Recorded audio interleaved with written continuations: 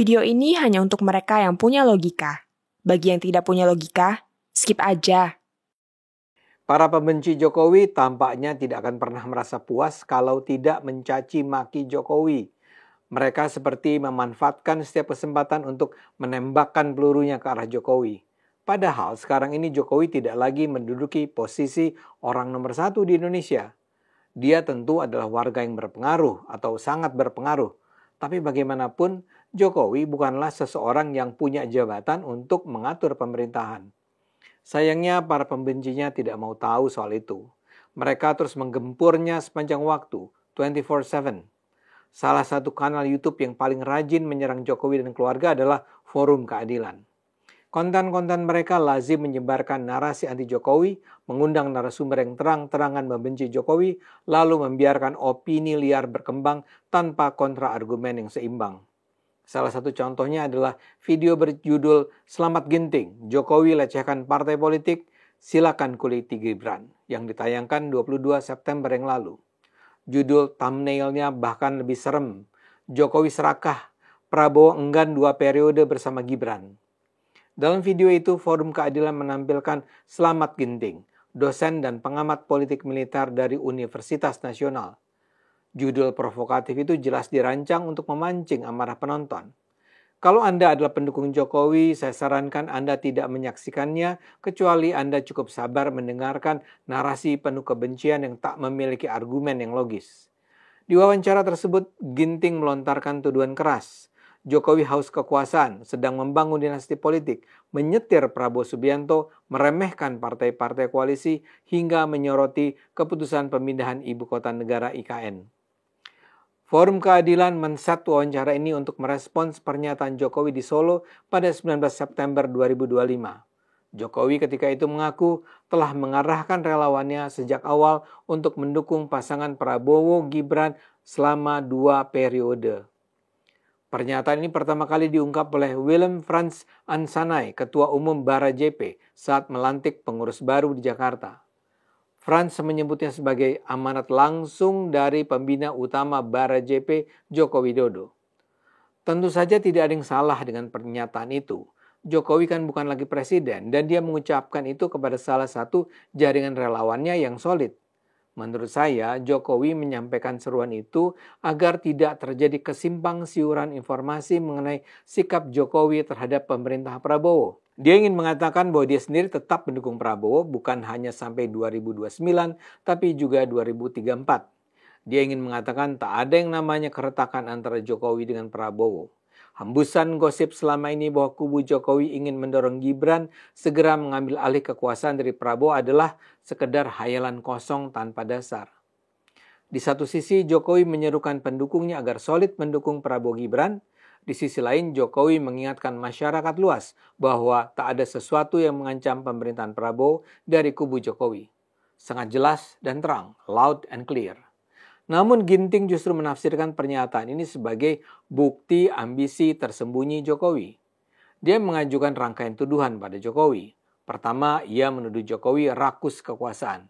Menurut Ginting, Jokowi bukan sosok polos, melainkan orang yang haus dan rakus akan kekuasaan, hanya memikirkan kepentingan anak dan keluarganya tanpa peduli nasib bangsa. Dari pernyataan itu, kata Ginting, Jokowi ingin menunjukkan kepada publik bahwa Prabowo masih berada dalam kendalinya, sebuah cara congkak untuk mengklaim bahwa ia masih berkuasa. Lebih jauh, dukungan untuk Gibran 2 periode dipandang sebagai strategi mempertahankan pengaruh politik pasca jabatan, menjadikan Gibran sebagai perpanjangan tangan dinasti keluarga Jokowi agar tetap menguasai pemerintahan. Ginting bahkan menyarankan Jokowi menjalani tes kejiwaan karena dianggap tidak sadar bahwa ia sudah tak berkuasa lagi. Memang ada konflik dalam dirinya, kata Ginting. Konflik kejiwaan yang dia nggak tahu bahwa dia sudah tidak berkuasa. Dia masih merasa punya kekuasaan, ujar Ginting. Karena itu kayaknya perlu deh dia dites kejiwaan lagi supaya dia tahu bahwa dia bukan presiden lagi, tambah Ginting. Tuduhan Ginting ini ngawur luar biasa. Jokowi hanya mengatakan bahwa dia mendukung Prabowo Gibran sampai 2034. Kok dia tiba-tiba saja dianggap haus kekuasaan, mengendalikan Prabowo dan harus menjalani tes kejiwaan? Bagaimana mungkin Ginting menganggap Jokowi masih menganggap dirinya presiden? Jokowi sedang bicara kepada para relawan pendukungnya. Kok dia dianggap masih mengira dirinya presiden? Kedua, Ginting menuduh Jokowi melecehkan partai politik dan menghancurkan koalisi pendukung Prabowo. Ia mengklaim bahwa Jokowi terlalu dominan, melampaui peran partai-partai koalisi dan figur besar seperti SBY. Dengan mendorong Prabowo Gibran, 2 periode Jokowi dianggap menekan Prabowo, meremehkan partai pendukung, dan menabuh genderang perang terhadap elit politik. Ginting mempersilahkan partai-partai untuk menguliti Gibran. Menguliti apa? Ya tentu saja tidak jelas. Saya ulang ya, Jokowi sedang bicara pada para pendukungnya. Kok dia dianggap melecehkan partai-partai besar dan tokoh-tokoh besar seperti SBY? Ketiga, Ginting meremehkan Gibran secara kasar. Ia menganggap pengalaman Gibran yang hanya sebatas wali kota Solo menjadikannya beban politik bagi Prabowo.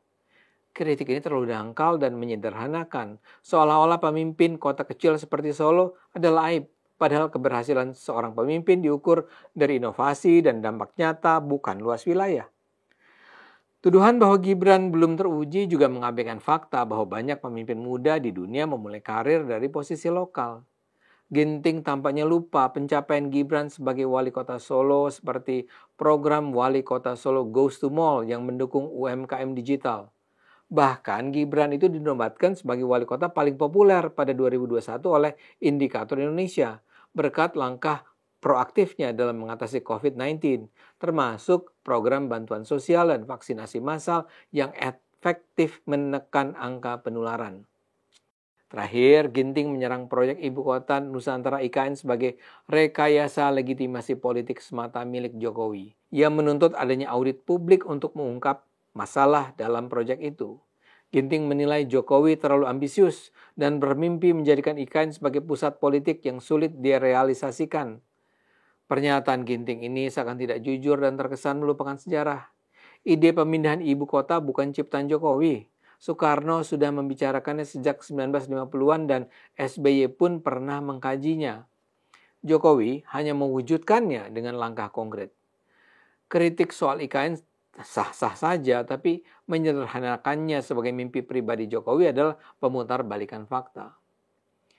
Lalu, mengapa Jokowi terus diserang meski sudah bukan presiden? Ya, jawabannya sederhana. Ia masih dianggap memiliki pengaruh besar.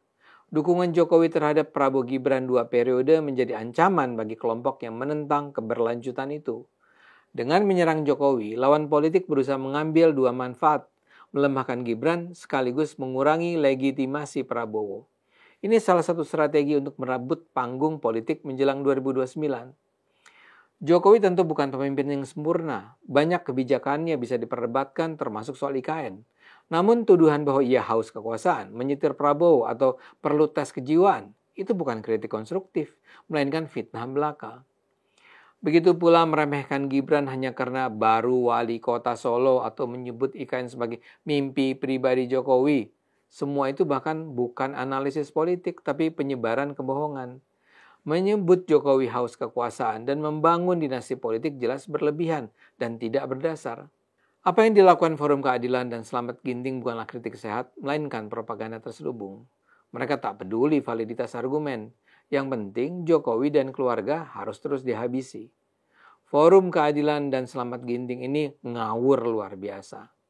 Ayo gunakan akal sehat, karena hanya dengan akal sehat Indonesia bisa selamat.